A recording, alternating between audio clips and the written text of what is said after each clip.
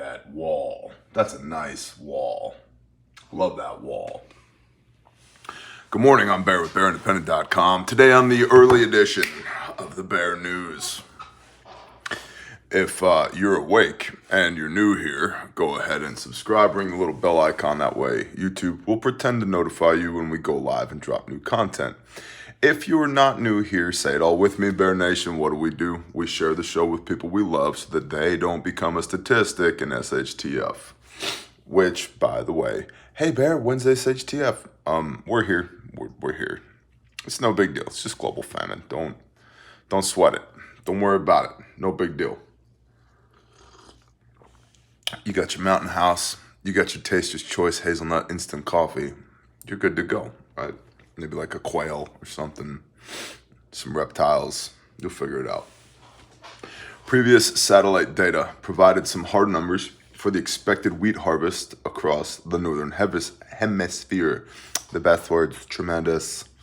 According to the data, the EU, European Union, is expecting about 4.7 fewer tons of wheat. 4.7 million fewer tons of wheat this year. The U.S. is expecting a 7.2% reduction. The countries that are expected to do well this year are Russia and China. In fact, Russia just reported harvesting 78 million tons of grain so far, quote, securing their own food security, end quote. So EU is down 4.7 million fewer tons of wheat. The U.S. is down a 7.2% reduction in wheat. Russia just produced their own 78 million tons of grain. That, to me, I'm not going to lie, that sounds sexy. 78 million tons of wheat. Maybe I've just have too many warlord ambitions. Maybe it's just the whole idea of starving to death doesn't sound fun to me. 78 million tons of wheat. It's like that. Good job. Good job. Way to pay attention to what's going on out there in the world. Still, analysts believe Russia. Speak words, Bear. All right. Sorry, Bear. Bear will speak words. Still, analysts believe Russia will have a hard time selling its grain, as many companies don't want to risk their reputation by doing business with the country. The editor-in-chief of Russia Today, a state-controlled news network, said, quote, "It means that a famine is about to start, and they will come to their senses and lift sanctions and generally make friends with us because they realize that it's impossible not to be friends with us." Basically, they're saying, hey, there's not enough food out there in the world, and people who want to not starve to death are going to have to be friends with Russia. Interesting. It's almost as if for the last 5 years or so, I've been talking about the fact that food will be weaponized against people, and you should be stockpiling food and also have the ability to produce food so that you and your family don't have to get on the bus and go to the re-education center, or don't have to stay inside the fence so that you get your daily rations. Nah, man. I'm a freedom-loving, independent American. Cool, well, there's no resistance without resilience first. What are you gonna eat while you're waging war against the redcoats there, Tommy boy? Yeah. Just saying. This isn't just about food becoming even more expensive for the average Western shopper. This could have impacts on global politics. It will. And tensions continue to heat up. Millions of lives and global conflict plays out as tensions continue to heat up. I need more coffee. Pray for me, Bear Nation. A quick recap. China's recent military drills in response to Pelosi's Taiwan appearance have the world on edge. She is the most senior U.S. politician to visit in a quarter century. Taiwan has warned that China has been rehearsing for a real invasion of the island. Maybe. My personal opinion, maybe. Possible. Maybe. They don't have the sea lift capability, and they don't necessarily want to destroy Taiwan. They want to incorporate Taiwan into their economy. They need the manufacturing, they need the people, they need the tax base. So they can't go too hard on the guns and tanks and bombs and planes portion of the show. They need to more or less occupy it. And the war in Ukraine isn't exactly an overwhelming success for Russia. And I think that China is paying attention to that going, it not go so good. Maybe we not go Taiwan. Taiwan has warned that China has been rehearsing for a real invasion of the island, and Japanese Defense Minister Nobu Kishi has voiced concerns that the missiles, quote, threatened Japan's national security. Missiles that were launched by China over and near Taiwan threatened Japan's national security and the lives of the Japanese people, end quote. In fact, the military drills have not actually ceased, though they have reduced somewhat. Still early on Sunday, that would be yesterday, Taiwan reported that China had 22 aircraft and 6 ships in and around the Taiwan Strait, and 11 aircraft entered its defense zone. So, just ongoing Chinese shenaniganry in the area of Taiwan. Now, a group of 5 U.S. lawmakers have just made an unannounced visit to Taiwan to meet with the country's lawmakers on Sunday, 12 days after Pelosi. Combined, this makes it the second high-level appearance on the island in a single month, despite China's unprecedented escalations. The 5 lawmakers are reportedly there to discuss, quote, issues including regional security, trade, and investment, end quote. They will be meeting with Taiwan's president today. Considering that tensions are in no way abating, what could this mean if war actually did break out in the Western Pacific? Made in China is ubiquitous, and the waters around China and Taiwan are some of the busiest areas for sea transport globally. To put it in perspective, the U.S. has lost about $40 billion in direct trade because of the invasion of Ukraine. The U.S., by comparison, trades $656 billion with China and $114 billion with Taiwan every year, or roughly a 20-to-1 ratio of China-Taiwan versus Ukraine. And that's vital trade that contains absolutely crucial goods like semiconductors. By the way, I love y'all, Bear Nation. Some of the information that I had on semiconductors produced in Taiwan was wrong, and many of y'all took me to task. You bent me over your knee and you beat my stupid ass until I got it right, and I appreciate y'all. So thank you, because this is actually a two-way exchange, right? I'm not just here to pontificate at y'all. Like, we learn from each other. I've done a lot of stuff in my life. Semiconductors, not one of them. So I was apparently operating with bad intelligence. My understanding of semiconductors coming from Taiwan was incomplete. And so thank you to those of y'all who had the nerve, the balls of steel, to call out the Bear Man. I appreciate you. And I have fixed myself, and I repent of my stupidity. Let's see. Absolutely crucial goods like semiconductors. And it's not just the United States. Advanced economies globally are all in the same boat, and experts say that a global depression would be all but guaranteed amid the disastrous economic fallout. The RAND Research Organization has estimated that if such a war broke out, while China would be hit about 5 times as hard as the United States, it would still be the biggest hit to the U.S. economy since the Great Depression. By the way, we're fixing to have another one of those anyway, without any global shenaniganry, without the U.S. becoming directly involved in the Ukraine war. By the way, have you noticed the branding on that? It's not called the Russia war. Ukraine didn't start shit. Ukraine just became the chessboard that Russia and America are going to play their most recent proxy war on, and yet we call it the Ukraine war, as if somehow it's their fault. Now, I'm not saying Zelensky's a great guy, but I am saying it's funny, like somebody at Procter & Gamble in their marketing department was like, I know what we'll do, just stamp the Ukraine war on that thing. And now all of a sudden, That's victim shaming. Yeah, that's pretty much what we have. Like the purple hairs are actually right about that.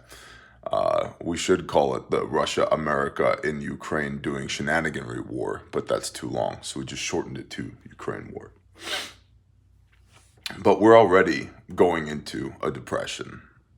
Very likely. Not recession, depression. Without a hot war in Ukraine, without a hot war in Taiwan/China, without the housing bubble bursting, or without the student loan bubble bursting, without failed crop harvests, without drought, without any of these other things, we're already going into a depression.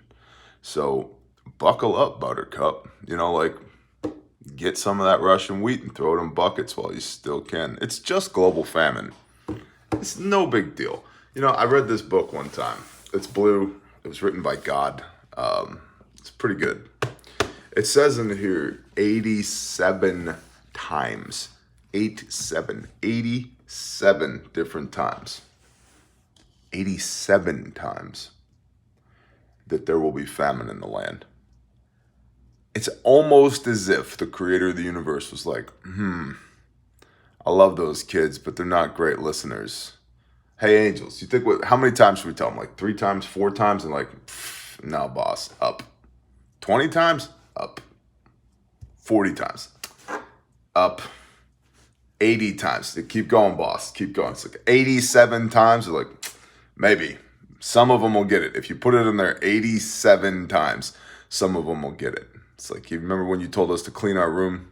It's like, how many times did that take? And he's up there like, yeah, that was a lot of times. It was like 14 times before I had to whip your ass. And they're like, yeah, see? They're like, all right, 87. We'll go with 87. We'll see how that works out. Well, some of us, it caught on. And now here we are on this side of the iPhone telling some of y'all on that side of the iPhone 87 times famine is brought up in the Bible. It's kind of a big deal. Empires fail because of famine. There is the potential for worldwide regime change because of the loss of legitimacy that results from famine. So it's not just there's no food, there's no bread at Walmart, which is a problem in of itself. That is an acute micro level problem for you to navigate in your AO. But it's more like that everything else is collapsing around you as well because people be behaving badly because there's no food on the bread on the shelf at Walmart. It's a problem. So all of that to say, just resolve to do better, Bear Nation. Like, start taking more and more and more personal responsibility. My bread is going to come out of 5-gallon buckets of wheat that I've been putting up for years, that we grind with a grinder, and we add a little bit of sugar and a little bit of yeast and a little bit of salt, and you let the dough rise, and boom, pop it in an oven, bread. And it's good bread. It rocks. A lot of the people that I know, dare I say at least half of the people that I fellowship with regularly, like, make their own bread. And a lot of them are off grid. So it's totally doable. Like, I know it's hard to drive the Saab Turbo on the dirt road through the woods to your off-grid cabin so that you can be independent of the broken, fragile system. But at some point, like, maybe you need to cut ties. Like, the ship, she's going down, son. Do you want a lifeboat, or are you going to play a violin on the deck as this sucker sinks? It's up to you. It's up to you. But don't bitch about the water in your nostrils as you're playing the violin on the boat that's sinking.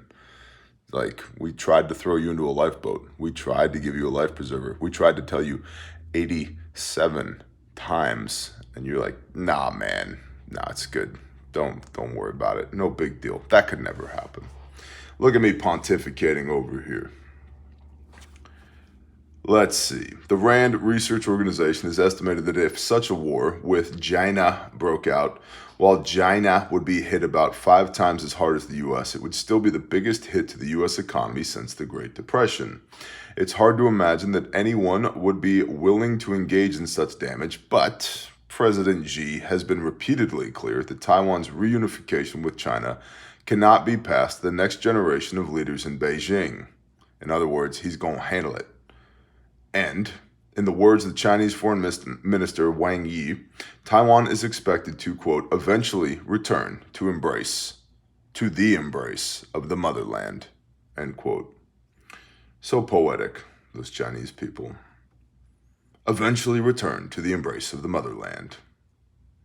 Okay. Is it like an embrace, or is it actually just like a rear naked chokehold? Like, what is it? That's a weird hug, you know, when one person falls asleep and falls on the ground. That's not really an embrace. That's not really a hug. Like, that's assault. Somebody should tell them that. Now, if you're on Patreon, you want to support this stupidity that we call the Bear Brief every day, you can find us on Patreon. There's a link in every video and live stream. It's $5 a month, and it's not $5 because I love me and you should love me too. It's $5 because that's where all the real content is. In fact, this morning, we were talking about EDC medical gear, how to, this morning on Patreon. Let's see, we got, as of today, the Bear Brief, EDC medical gear, 75 hard update, a story about aid rendered, life number 51 with Refuge Medical posted, work-life balance, a slow-mo of the Sasquatch at the range. I'm not even kidding about that. Bucket promo, women's group Wednesday. Like, yeah, this is all the stuff that you're not seeing on YouTube because the real stuff lives on Patreon. Okay, so thanks to the patrons. Now, Friday, we talked about the Save One More challenge. So do we even have a freaking live stream? I haven't checked yet. Yeah, we do. 1,164, y'all. Guten Morgen. We talked about the Save One More challenge. And this is not like I challenge you to a duel and smack you with a leather glove. This is not that. I want you to be mindful in your life about 3 different ways that you can literally save somebody's life. And we're going to keep talking about this. And if you've done any of this, send it to intel@bearindependent.com. Intel@bearindependent.com. By the way, that's also where your boots on the ground intelligence goes to, intel@bearindependent.com. Also, you could take a picture or shoot a video about what you've been doing with the Save One More challenge. Put it on Instagram and tag me in it, and I'll see it. And maybe I'll tag you back. We'll become like internet friends or something. Who knows? I feel like I just look like Mario Tsoukalakalos, the aliens guy from the History Channel. Could it be possible that aliens put their sperm in ice 5 billion years ago, and then with a global catastrophic sun ice melt impregnated frogs, which turned into the Nephilim of Genesis 6? It is possible. And then that guy, aliens. Yeah, that guy. Anyway, Save One More. First of all, go out there and evangelize and talk to people about the Father.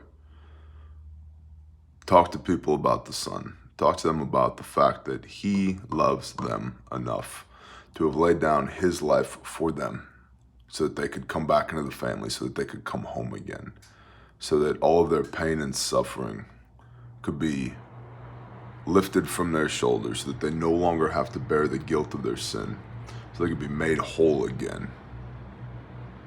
And then explain the mission to them, why, so that they can get their poop in a group, so that they can become the hands and feet of the Most High, so that we can become an army of hands and feet for the Most High. And that, by the way, is what I'm doing in a hotel room today, so we can go forth and do good works, put a smile on the Father's face, and redeem even more people, evangelize to even more people, bring even more people into the family, right?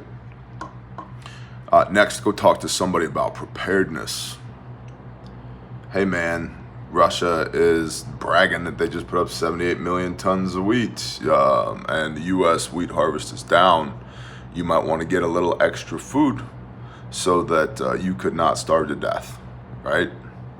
And then the last is have some medical gear and know how to use it.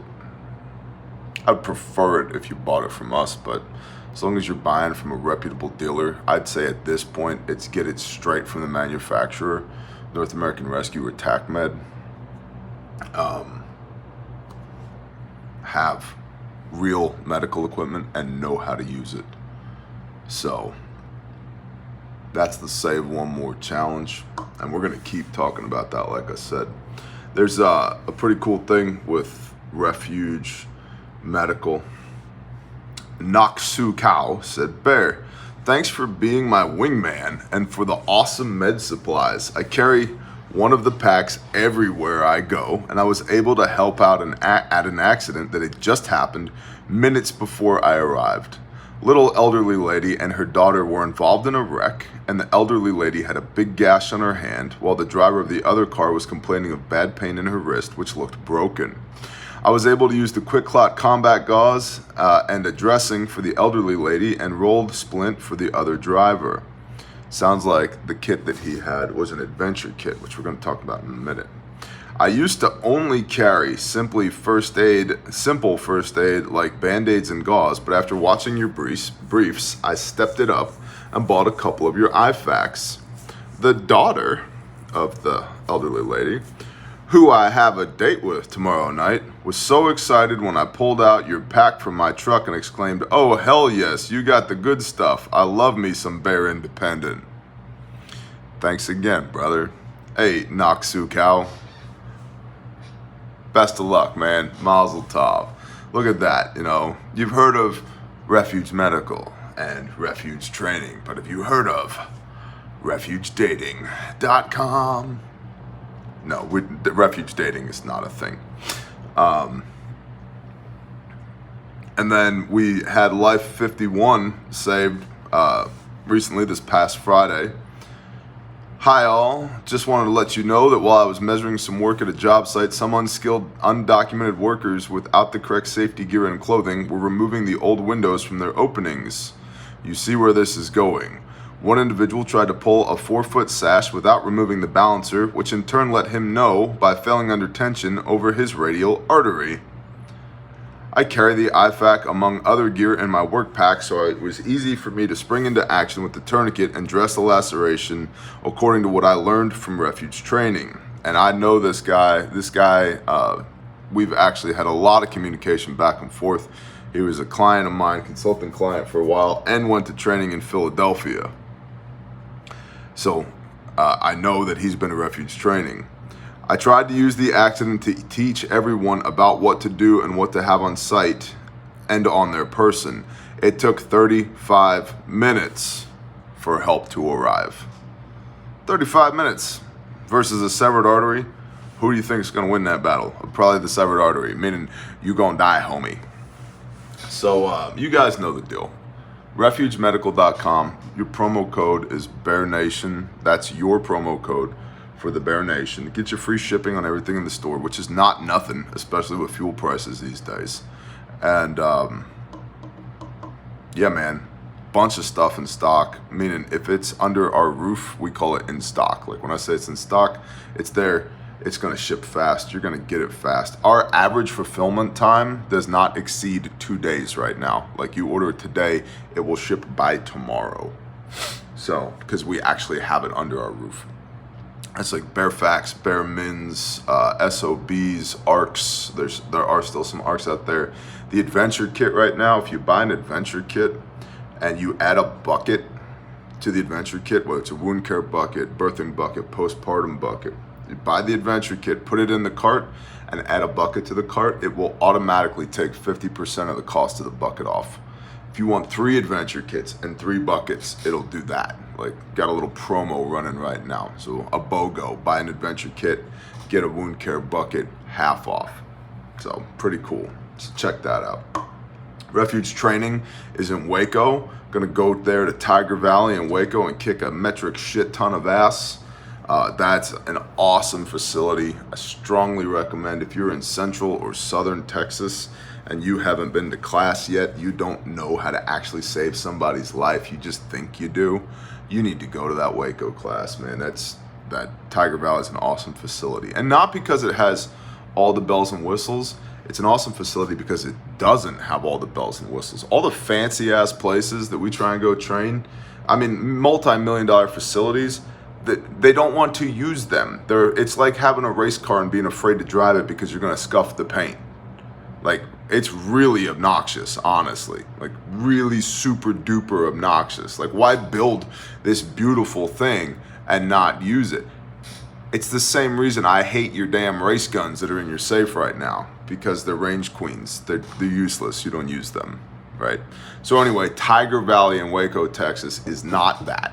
You should go to Tiger Valley. If you're anywhere near there, take your ass to training. Go to classrefugetraining.com.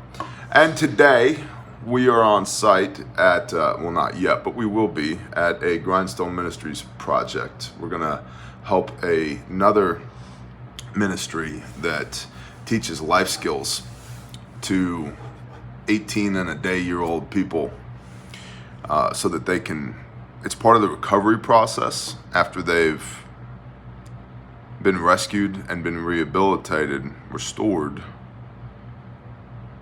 They a lot of times don't have any life skills. Like, they just, because there's been gaps in their education. A lot of these kids that have been trafficked, they have addiction issues, they have legal issues. There's just a lot of stuff to address. And so what they're not getting, is the 8 hours a day of school book indoctrination. They don't know how to balance a checkbook. They don't know what the hell a checkbook is. They lack self-confidence. They don't know how to talk to other people, how to socialize. And it's not that they're not functioning as human beings, because they are, but there's still skills that need to be learned there. And so we're going today to a place called Saving Grace. And what Saving Grace does is they teach those life skills to young women that are technically adults but don't yet have adulting capability. And we, by the hand of God, we're kind of married into these people. Like, we enmeshed, right? We met them and it was like, wow, this is awesome. Because we are going to need those skills for our kids that we have at Caleb House. And Saving Grace is doing good works, and they need some work done so that they can continue to do good works. And it just so happens Grindstone Ministries is a construction ministry, and it's like, oh, hell yeah, let's go party. Let's go help them do good works. And so that's what we're doing today. We're gonna go help them do some good works. I'll try and shoot some video while I'm on site there. But hey, keep us in prayer. Pray that no weapon formed against us shall prosper, that the Father will be mighty in all of his deeds and works, and that he will provide everything that we need, and that if there's anything that's not of him, that it would be rebuked in the name of Yeshua HaMashiach, and that we would continue to walk in righteousness and be blessed by his mercy. Y'all have an incredible day. I'm gonna finish this cup of mediocre coffee. I can see my guys already down at the work trucks. Gotta go to work. Bless y'all. Shalom.